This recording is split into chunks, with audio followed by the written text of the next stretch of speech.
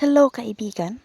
So minsan ba sa buhay mo natanong mo o naisip mo sa iyong sarili kung bakit nandito ka sa paligid, nandito tayo sa mundo. Kung bakit merong langit, meron din namang lupa. Kung ano ba ang layunin mo dito sa mundo? Bakit tayo nandito?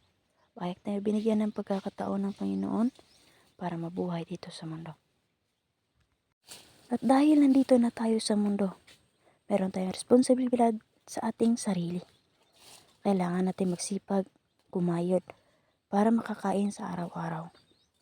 At para mapagpatuloy natin ang ibinigay sa ating buhay ng Panginoong may kapal.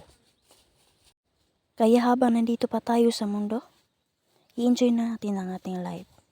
Pero tandaan na dapat lagi nating susundin kung ano man ay ikakatutuwa ng Panginoon.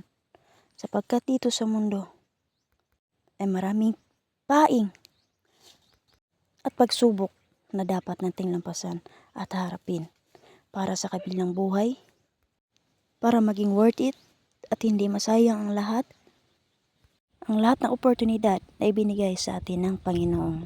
Kaya kung ano man ang iyong naumpisahan at pangarap, kailangan mo ito amputin at para maging accomplish ang iyong buhay pagdating ng panahon.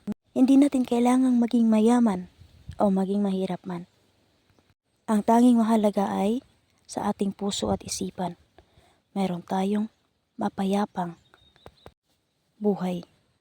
Wala tayong inaapakan kapwa na meron tayong pagmamahal at respeto sa kapwa.